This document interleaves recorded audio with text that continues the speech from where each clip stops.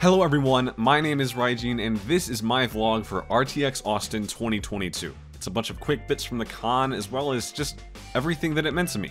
So, please enjoy.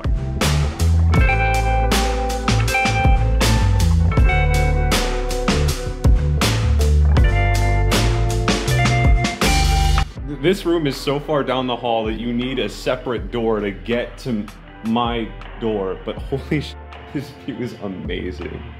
So I've been here all about like 5 minutes, and the RWBY panel starts in less than 2 hours.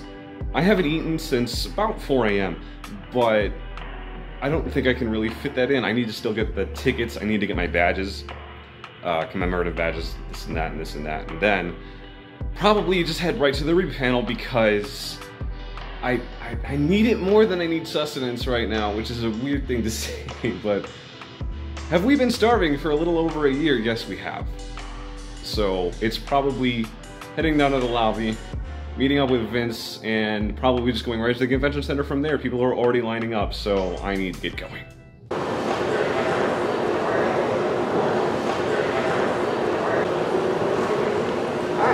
How are you, my friend? I'm good. It's like, I haven't eaten since 4. Yeah? So, I don't know, but like, so we have 2 hours to the RWBY panel. And Vince and we actually did grab some breakfast, but then... Oh! I hope I'm not being... It's seeing you. No, I've been waiting like 3 years for this. I would have more time if I didn't just take a different vacation and use paid time off for that. You guys aren't worried about the RWBY panel though? Just because like you're eating now, I'm guessing, right? The RWBY panel isn't until 12. 12:30. 12:30? I'm so paranoid.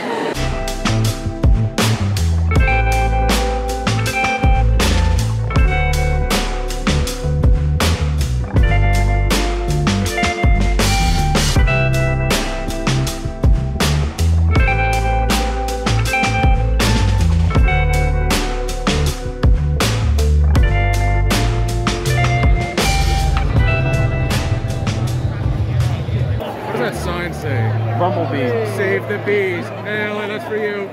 After a year of nothing, the RWBY panel finally told us why that is. Well, hello everybody. Welcome to our first live panel in 2 years. How's it going?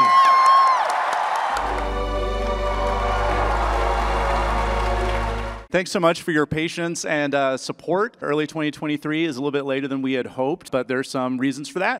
RWBY's first feature film is coming out next year. We're working on a RWBY crossover film with the Justice League.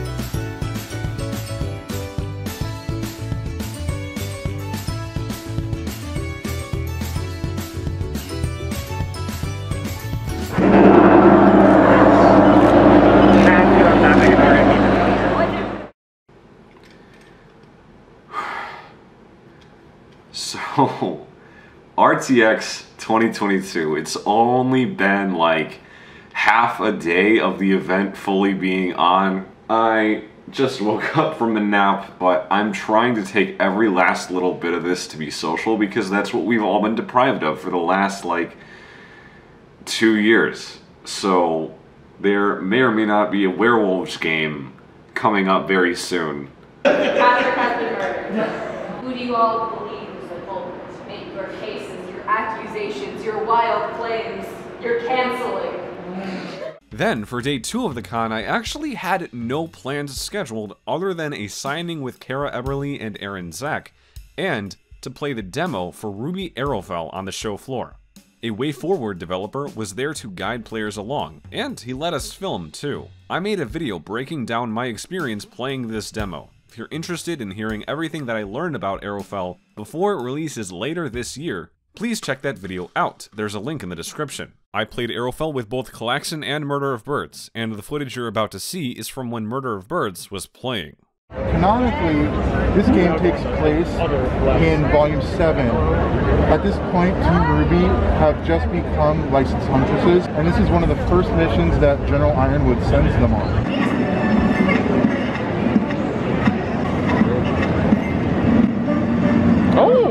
I meant to do that. Well done. There is a way to reach up there. Yeah. So you can be really creative in this game. Excellent. Well done. We're gamers. Who's gonna expect a skill point hidden behind a different skill point? They'll never expect it, yeah. Oh, I actually didn't even notice this, but you can see Atlas in the back. That's so cool. That's right. It looks even better above water. Oh God.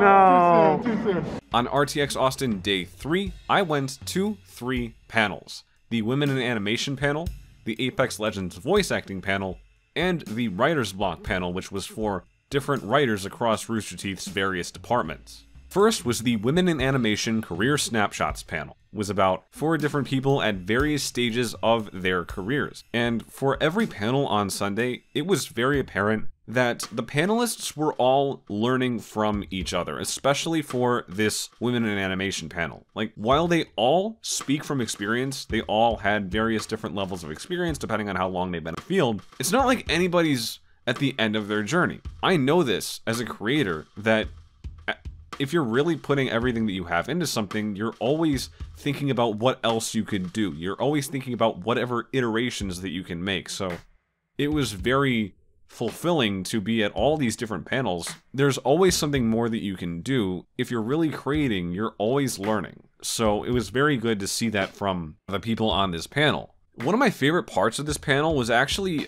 something that Aaron Trochet had said, and they had said, you know, from experience, you know, studying and educating to be an animator, a mistake that a lot of people make is they go into animation, right, as a whole industry, they think, well, if I'm going to go into animation, I need to be an animator, right? But there's so many different aspects, so many different parts of the pipeline, from concept art and writing and storyboarding and layout and previs and animation, but then getting into sound design and effects and compositing and all these different things. Don't just go and think I need to be an animator. What I took from that is, if I were to go into the animation industry, what role would I want to play? And to me, it has to be editing. That's something that I've been doing for 3 whole years now on this channel, is building up experience. Is trying to iterate, trying to create, trying to see what more I can do in the editing process. I genuinely love making all of those little decisions, and I feel like if you're an editor or a creator as well, I hope that you look at my videos. I sincerely hope that you look at what I make and see all of the work that I put into it, because I really am such a perfectionist. So on top of, you know, thinking about all of those things for myself and really, you know, being able to learn from other creators, regardless of if they're doing entirely different work from you, right? I mean, it's an animation panel, but as an editor, I still really feel like I gained a lot from it. But it was really cool to see, within this broad umbrella of animation as a practice, not as a medium, all of the different animation that there is and the different perspectives that there are between, you know, game animation and animating for a visual series as well. After that was the Apex Legends voice acting panel. I don't really have as much to say about this, though you will notice you might see Iffy Wadiwe on this panel. If you might be familiar with him from different projects that he's done with Rooster Teeth, he actually also contributed a lot of writing for Apex Legends as well, so he was on this panel. And they're like, yeah, you know, I was like, what you're doing there is good, but like, we just want something a little more, can you bring it more Australian? And I was like, oh man, you know, and when I left that session, I was like, I messed it up. I went too Australian.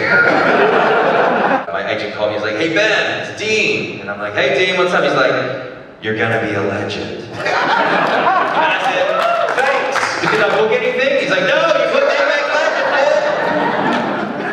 man. A lot of people ask, you know, how did Crypto get his voice? The way I sort of explain it is like if you say like, they have taken everything from me, I will break that into Korean phonetics, which is like, they have taken everything. So it's like broken up, but then he's sort of a spy and he doesn't want to be seen, so he kind of goes down low here. And then you go, They have taken everything from me. My friends, my family. Johnny Young was also asked to say another Legends line in Crypto's voice, leading to this. What's a Mirage one? What's a I'm drawing a blank. What's your favorite Mirage quote? You got bamboozled. Oh yeah. You go to bamboozle it.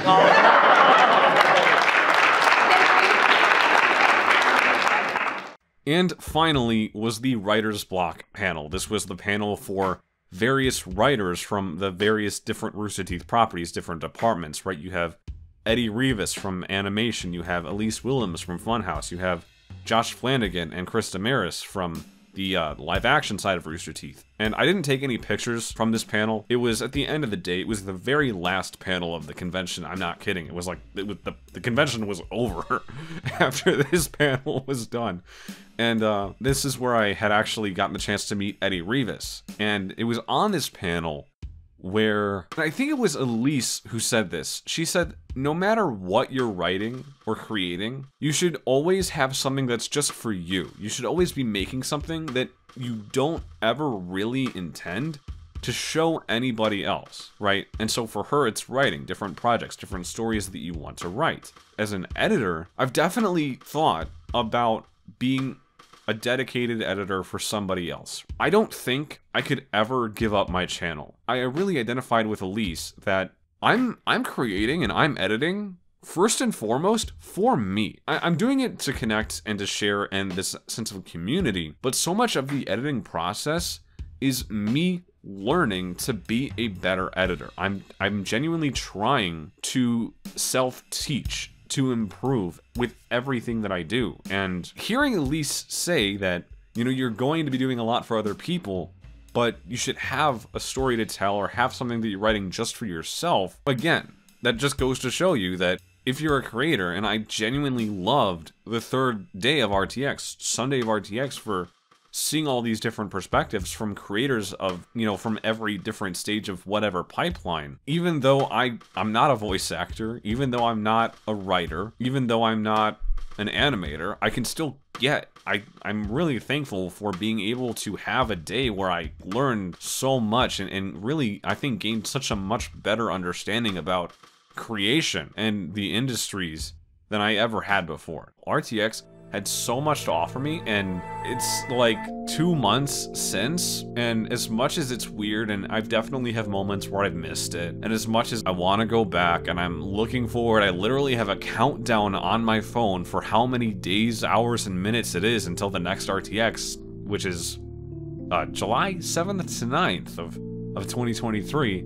I can't help but just look back and be thankful that I had that opportunity. RTX was an amazing opportunity to finally meet so many people in person that I'd known from one thing or another online. You know, remember, on Saturday, I said I didn't have that many plans. So what I did instead was I walked the exhibit hall, I walked the convention center, and I just talked with anybody that I recognized remotely from online. And you know, I loved with all my heart being around that spirit of creativity that everybody has. Whether you make cosplay, whether you make fan art, or fan fiction, or fan animation, or fan-made VR worlds, or reaction videos, or discussions, or theory videos, or silly edits, whatever it is.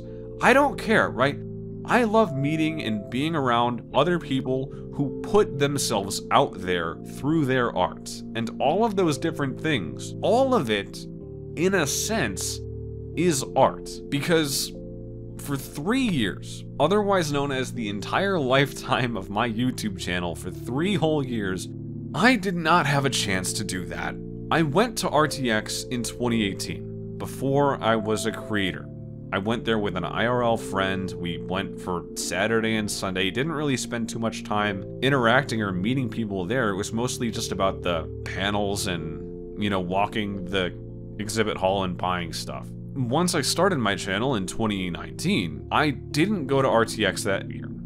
Rather, I chose not to go to RTX that year. And I thought, well, there's always next year. And then come 2020, and that didn't happen. 2021, that didn't happen. And it's like, I've always felt like I'm playing catch up with this community or this online space, fandom, or YouTube, whatever I'm doing, I always feel like I might never have the opportunity to be as big as so many other people or to be as known as so many other people because I haven't been around since Volume 3, and I feel like the fandom as we know it, and there's always new creators happening and coming forth, and I love to see that, but like, there's so many people who've been around for so much longer, and it's like, I can't do that.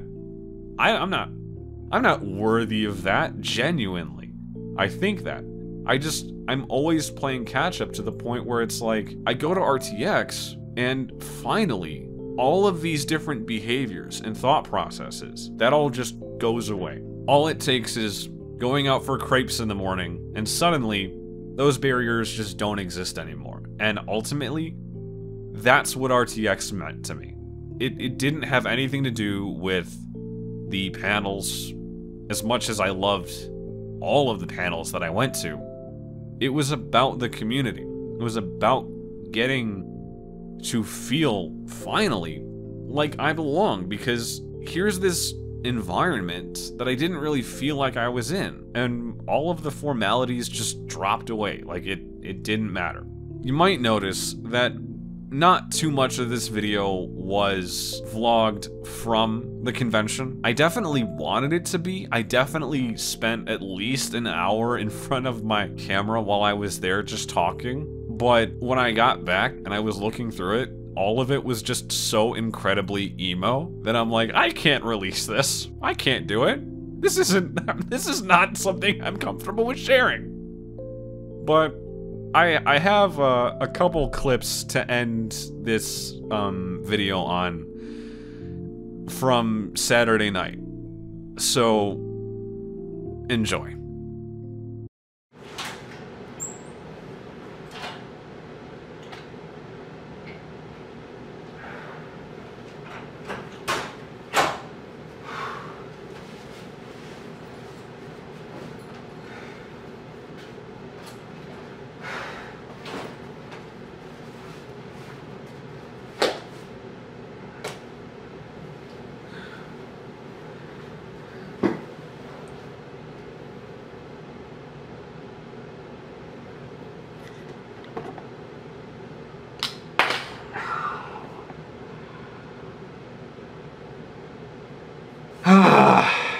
Okay. It's like 11 o'clock night, Saturday of RTX, day 2 of the con and day 2 of my time being here. There's so much more than I ever thought I would be getting out of this convention, right? That as much as I've been looking forward to being here for the past 3 years and thinking like, this is what I'm missing out on, this is what I'm missing out on, and thinking about all the stuff that I couldn't do, that there's actually so much more that I've been able to do and really honestly needed that I got to get out of this.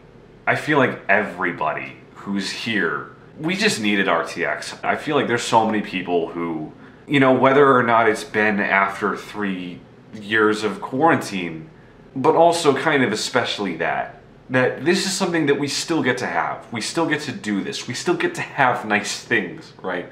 And that's what led, that's why on the Ruby panel, that's what made Barbara cry just at the start of RTX is, we're back. We're in person. That was the first moment of the first panel of the convention, basically. I feel like I'm gonna cry. I'm so happy to be here. Oh my God. Stop. No. Don't cry because you're gonna make me cry. Sorry. Oh man.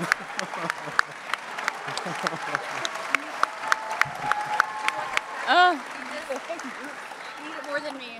Man, Yang is not a little I swear. Oh. Sorry, I already swore. I'm Barbara Dunkelman. I voice Yang Xiaolong. Woo! Carrie and I were reminiscing about how this is the very room we introduced the first ever episode of Ruby. Yeah. Yeah. It's the exact same room, most of the same people. Oh my gosh, I'm getting chills. I'm gonna start to cry. And it's just so amazing to be here so many years later and be talking about this movie and just everything that Ruby has done and how you guys have been sticking around with us and being part of this journey for so long. And we cannot be more thankful, especially for your patience through these last few years. And we love you guys so much. Thank you so much for being here.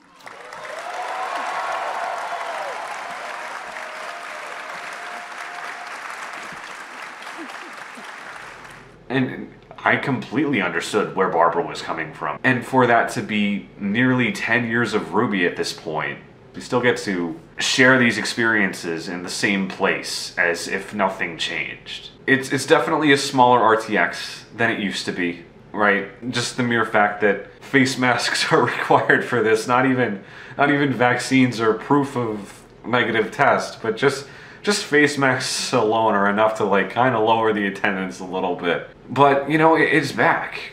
It's still back. And I don't care what I needed to do to be here. I was gonna be here no matter what. I needed this so much. So much.